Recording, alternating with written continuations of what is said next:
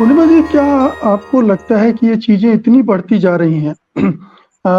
जो दुनिया भर के देश हैं, वो आलोचना कर रहे हैं कि मोदी जी के राज में किस तरह का हिंदुस्तान बन रहा है, जिसको काउंटर करने के लिए राष्ट्रवाद का चोला ओढ़ लिया जाता है फिर। लेकिन लगातार दुनिया भर में ये चीज़ें फैल रही हैं।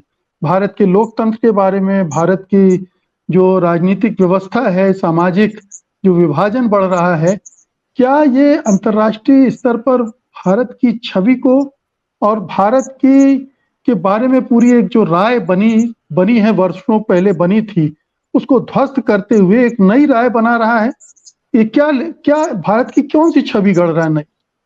नहीं मुकेश जी, जो हमारा एजेंडा घोषित किया गया है कि हम विश्व गुरु बनने की राह पर हैं, तो विश्व गुरु बनने के लिए जो रास्ता चुना गया है वो पिछले रास्तों से विश्व गुरु ऐसा नहीं है कि हम पहले नहीं थे। हमारी डेमोक्रेसी और हमारी डेमोक्रेटिक इंस्टीट्यूशन की मिसाल दुनिया भर में दी जाती थी, और आज से नहीं, बहुत साल पहले भी इलेक्शन कमीशन से लोगों को बुलाया जाता था कई देशों में उनके यहाँ इलेक्शन करवाने के लिए। बाहर से लोग आते थे जो हमारे यहाँ, हमारी जो आर्मी की ट्रेनिंग के जो इंस्टीट्यूट है वहां पे वो ट्रेनिंग लेते थे, और फिर अपने यहाँ जाके कैसे सेना को चलाया जाए, अपने डिफेंस फोर्सेस को चलाया जाए, उसकी वो यहाँ पे शिक्षा प्राप्त करते थे। तो विश्व गुरु जो अब हम बन रहे हैं, वो विश्व गुरु बनने का जो रास्ता चुना गया है, इसकी वजह से देश की थोड़ी, मुझे लग रहा है कि बदनामी तो जरूर हो रही है, क्योंकि जो हमारा घोषित, हमारा सेक्युलरिज्म का जो डेमोक्रेटिक प्रिंसिपल्स हैं, ये उन सारे जो हमारे फंडामेंटल्स हैं उनको डेमोलिश करता हुआ ये जो नया नया इमेज बन रहा है इंडिया का, उसको वो डेमोलिश करता हुआ दिखाई दे रहा है।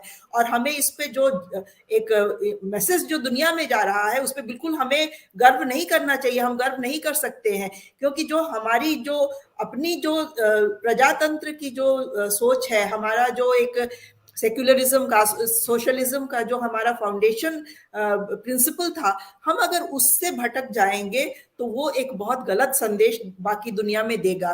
दूसरा, मैं एक और चीज कहना चाहती हूँ। अभी ये बात हुई कि ये किस तरह का आतंकी, अगर बजरंग दल को हम कहें तो ये, इसने चूंकि कहीं बम ब्लास्ट नहीं किया है, इन्होंने कहीं गोला बारूद यूज नहीं किया है, बाहर से फंड नहीं लिया है, इसलिए ये उतने बड़े आतंकी संगठन नहीं है।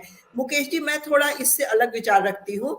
दुनिया में, समाज में नफरत फैलाना, विचारधारा के लेवल पे जाके आतंक फैलाना, ये तो मुझे लगता है कि वो गोली बारूद वाले आतंकवाद से भी ज्यादा खतरनाक है।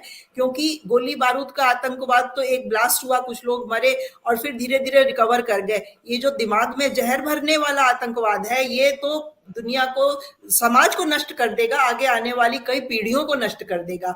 इसलिए आतंकी संगठन तो है ही बजरंग दल। ये जो विचारधारा के लेवल पे ये जो नफरत भरने का और जहर बोने का काम कर रहे हैं, ये तो हमें इमीडिएटली रोकने के लिए सोचना चाहिए। और चूंकि इनको अभी तक इतने सालों में कई बार ऐसे मौके आए और इनके ऊपर कोई प्रोहिबिटिव एक्शन नहीं लिया गया, इनकी हिम्मत बढ़ती चली जा रही है, और ये हिम्मत बढ़ते बढ़ते कल को कहां इस देश को लेके जाएगी, ये बहुत चिंता का विषय है।